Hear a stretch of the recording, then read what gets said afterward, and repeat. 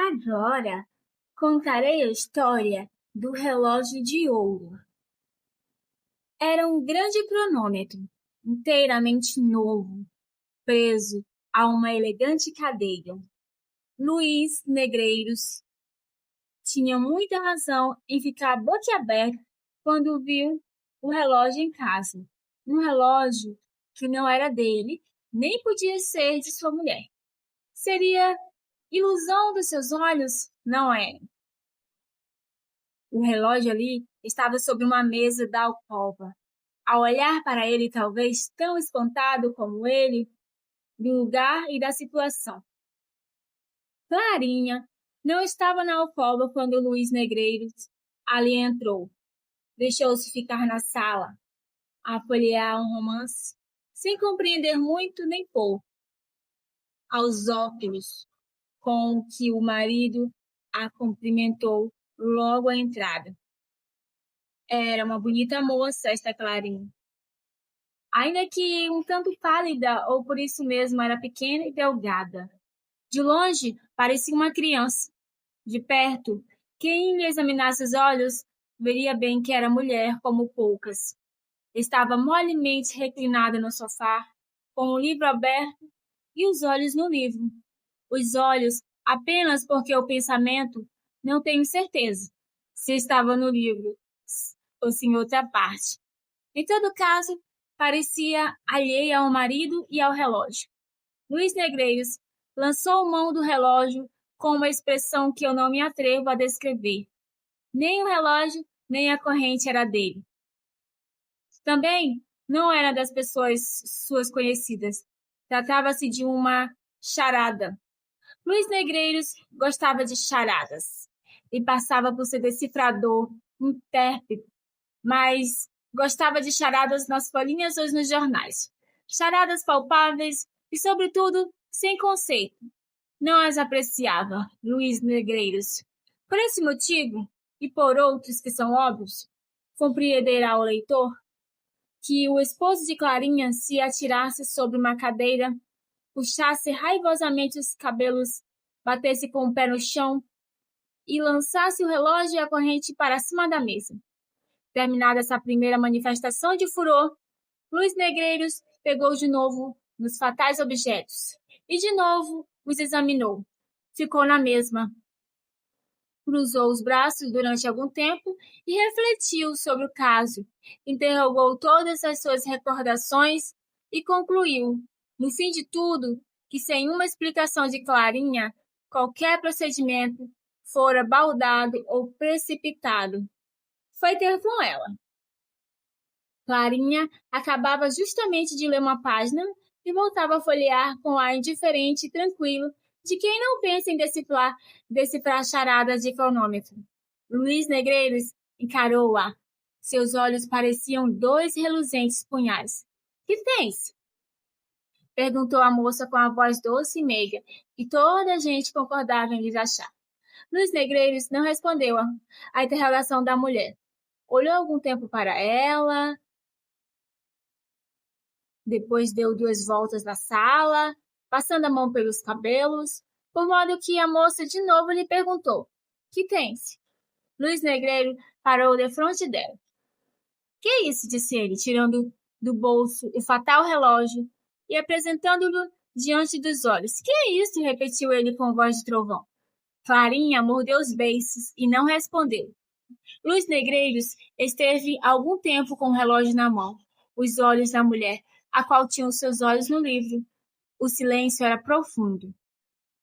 Luís Negreiros foi o primeiro que o rompeu, atirando espitosamente o relógio ao chão, dizendo em segunda à esposa: Vamos, de quem é aquele relógio? Clarinha ergueu lentamente os olhos para ele, abaixou-os depois e murmurou: Não sei. Luís Negreiros fez um gesto como de quem queria esganá-la. Conteve-se. A mulher levantou-se, apanhou o relógio e pôs-o sobre a mesa, pequeno. Não se pôde sofrear. Luís Negreiros caminhou para ela e, segurando-lhe nos pulsos com força, lhe disse: Não me responderás, demônio? Não me explicarás esse enigma? Clarinha fez um gesto de dor E Luís Negreiros imediatamente lhe soltou os pulsos que estavam arrochados. Noutras circunstâncias, é provável que Luís Negreiros lhe caísse aos pés e lhe pedisse perdão de haver machucado. Naquele momento, nem se lembrou disso. Deixou-a no meio da sala e entrou a passear de novo, sempre agitado, parando de quando em quando como que meditasse algum desfecho trágico. Clarinha saiu da sala. Pouco depois veio um escravo dizer que o jantar estava na mesa. Onde está a senhora? Não sei não, senhor. Luís Negreiros foi procurar a mulher. Achou-a numa saleta de costura, sentada numa cadeira baixa, com a cabeça nas mãos a soluçar. Ao ruído que fez na ocasião de fechar a porta atrás de si, Clarinha levantou a cabeça e Luís Negreiros pôde ver-lhe as faces úmidas de lágrimas. Essa situação foi ainda pior para ele que a da sala. Luís Negreiros não podia ver chorar uma mulher, sobretudo a dele, e enxugar-lhe as lágrimas com beijos, mas reprimiu o gesto e caminhou frio para ela. Puxou uma cadeira e sentou-se em frente a Clarinha. Estou tranquilo. Como vês, disse ele, responde-me ao que te perguntei, com a franqueza que sempre usaste por mim. Eu não te acuso nem suspeito nada de ti. Quisera simplesmente saber como foi parar ali aquele relógio. Foi teu pai que esqueceu cá? Mas então, não me perguntas nada, exclamou Clarinha. Ignoro como esse relógio se acha ali. Não sei de quem é e deixe-me. É demais, pulou Luís Negreiro, levantando-se e atirando a cadeira ao chão. Clarinha estremeceu e deixou-se ficar onde estava. A situação tornava-se cada vez mais grave. Luís Negreiros passeava cada vez mais agitado, revolvendo os olhos nas órbitas e parecendo prestes a atirar sobre a infeliz esposa. Estava com os cotovelos no regaço e a cabeça nas mãos. Tinha os olhos encravados na parede. Correu assim cerca de um quarto de hora. Luís Negreiros ia de novo interrogar a esposa, quando ouviu a voz do sogro, que subia as escadas gritando: Seu Luís, o seu malandrinho. Aí vem teu pai, disse Luís Negreiros, logo me pagarás. Saiu da sala de costura e foi receber o sogro, que já estava no meio da sala, fazendo viravoltas, com um chapéu de sol, com grandes riscos das jarras dos candelabros. Vocês estavam dormindo? Perguntou o senhor Meirelles, tirando o chapéu e limpando a testa com um grande lenço encarnado. Não, senhor, estávamos conversando. Conversando? Repetiu Meirelles, e acrescentou consigo. Estava de arrufes, é o que há de ser. Não vim cá para outra coisa, pediu Meirelles. Janto hoje e amanhã também. Não me convidasse, mas é o mesmo. Não convidei? Sim, não fazem anos amanhã? É verdade. Não havia razão aparente para que, depois dessas palavras ditas com um tom lúgubre, Luís Negreiros repetisse mais desta vez com um tom descomungante, alegre. É verdade. Meirelles, que já pôs o chapéu no cabide do corredor, voltou-se para o genro, em cujo rosto leu a mais franca, súbita e inexplicável alegria. Está maluco? Disse baixinho Meirelles. Vamos jantar, bradou o genro, indo logo para dentro, enquanto Meirelles, seguindo pelo corredor, ia até a sala de jantar. Luís Negreiros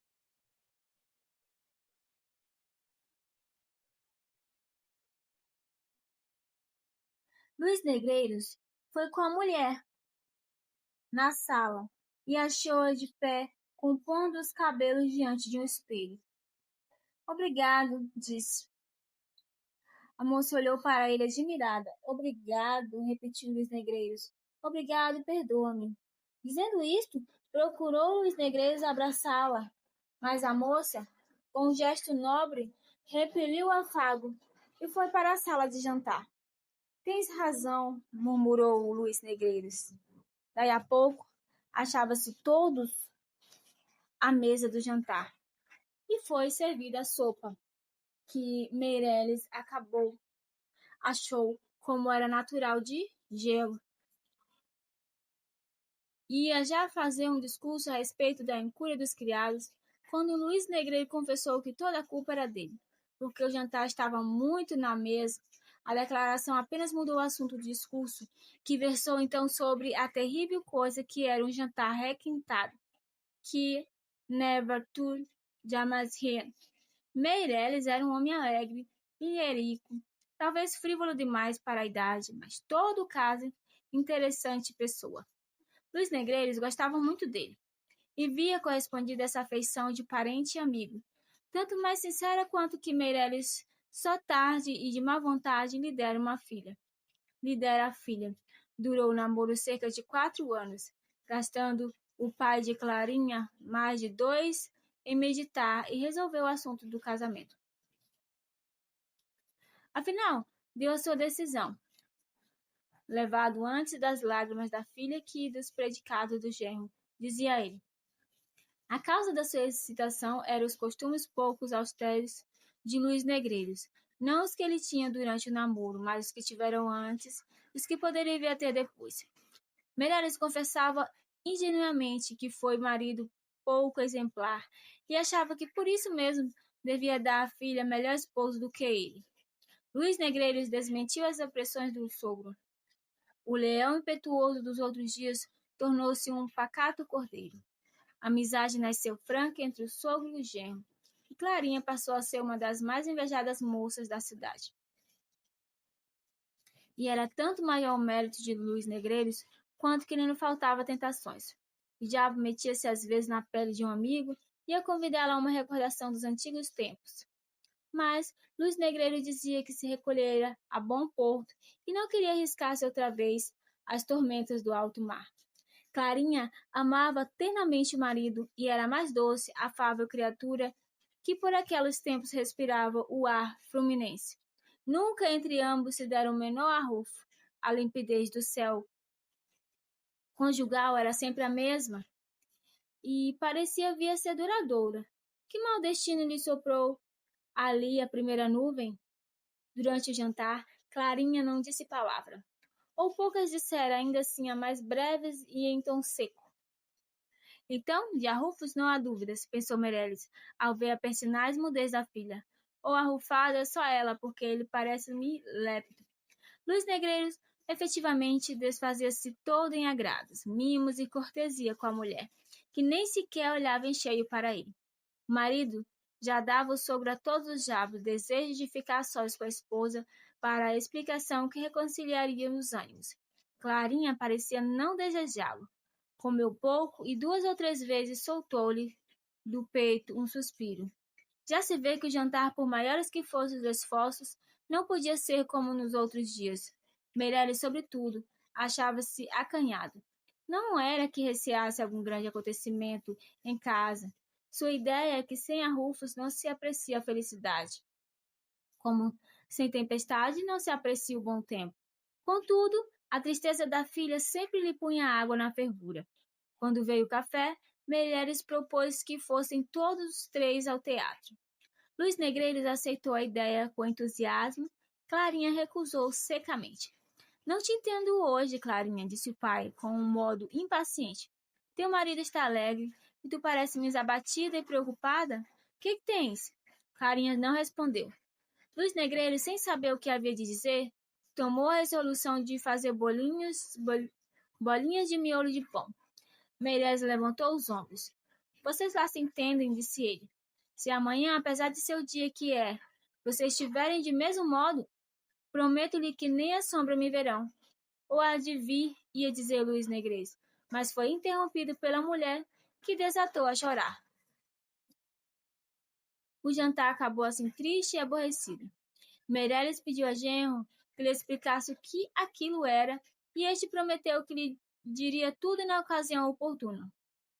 Pouco depois saiu o pai de Clarinha protestando de novo, que se no dia seguinte os achasse do mesmo modo, nunca mais voltaria à casa deles, e se havia coisa pior que um jantar frio ou requentado, era um jantar mal digerido. Existe axioma valia o de boi leal, mas ninguém prestou atenção. Clarinha fora para o quarto. O marido apenas se despediu do sogro. Foi ter com ela. Achou-a sentada na cama, com a cabeça sobre uma almofada e soluçando. Luís Negreiros ajoelhou-se diante dela e perguntou-lhe em uma das mãos. Pegou em uma das mãos. Clarinha, disse ele, Perdoa-me tudo. Já tenho a explicação do relógio. Se teu pai não me fala em vir jantar amanhã, eu não era capaz de adivinhar que o relógio era um presente de anos que tu me fazias. Não me atrevo a descrever o soberbo gesto de indignação com que a moça se pôs de pé quando ouviu estas palavras do marido. Luís Negreiros olhou para ela sem compreender nada. A moça não disse uma nem duas, saiu do quarto, deixou-o infeliz, com sorte, mais admirado que nunca. Mas que enigma é esse? Perguntava a si mesmo Luís Negreiros. Se não era um mimo de anos, que explicação pode ter o tal relógio? A situação era a mesma que antes do jantar. Luís Negreiros assentou-se de descobrir tudo naquela noite. Achou, entretanto, que era conveniente refletir maduramente no caso e assentar numa resolução que fosse decisiva. Com este propósito, recolheu-se ao seu gabinete e ali recordou tudo o que se havia passado desde que chegara a casa. Pensou friamente todas as razões, todos os incidentes e buscou reproduzir na memória a expressão do rosto da moça em toda aquela tarde, o gesto de indignação e a repulsa quando ela a foi abraçar na sala de costura. Era a favor dela, mas o movimento com que mordera os lábios, no momento em que ele lhe apresentou o relógio, as lágrimas que lhe rebentaram a mesa, e, mais que tudo, o silêncio que ela conservava a respeito da procedência do fatal objeto, tudo isso falava contra a moça. Luís Negreiro, depois de muito cogitar, inclinou-se à mais triste e deplorável das hipóteses. Uma ideia má começou a enterrar-se no espírito.